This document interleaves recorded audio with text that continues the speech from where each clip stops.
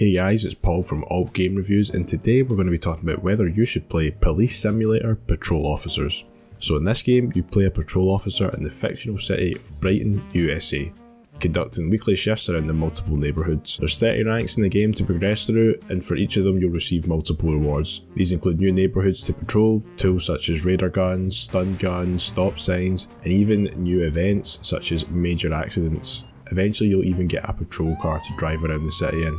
Right now the game's in early access and it seems like the ranks are capped at level 6, so there's a lot more unlocks to get once the future content arrives. So how do you rank up your officer? So you complete available shifts in a weekly cycle, and at the start of each day you select a different neighbourhood to patrol. In these patrols you'll earn XP by doing justifiable police actions.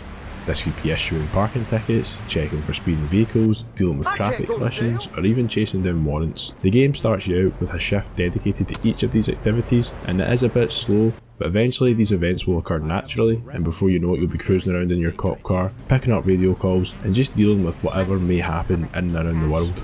The specifics of these events will change on the fly. You might have to deal with a traffic collision where someone hasn't used their indicator, maybe they're drunk, and you'll have to perform a DUI test to check that, and depending on this, you might have to give them a violation, so you'll be looking out for different hints or clues in the way the person's acting to do that. Sometimes you'll be called to an accident by a radio call, other times you'll just react to an accident, cars might crash beside you whilst you're dealing with something else. The game map shows 3 different districts to patrol. Currently we only have access to one, and that's the Melting Pot area, so we don't have access to Downtown or Brixton until future updates. There's also some activities which seem to be coming in future updates, as there's dialogue options to interact with these, including drug crimes, assaults or robberies, but I never came across any of these and there was no tutorials for them. There is a content roadmap we can look at for the developers to see what's going to be coming. In terms of being a bad cop, this isn't a reskin GTA, you can't mow down civilians. You do have access to a gun and a taser, however I didn't really find any use for the gun, other than threatening fleeing criminals to stop, but you can't actually shoot anyone. If you do shoot a pedestrian, the game will restart your shift. There's a separate pool of points which acts as a morality system. You can see that CP up in the top corner. Conducting unjustifiable actions will lose you points. If you give a ticket for the incorrect reason, if you stop someone because you shouldn't, if you search them without probable cause. So don't even be thinking about jaywalking or you'll be losing points.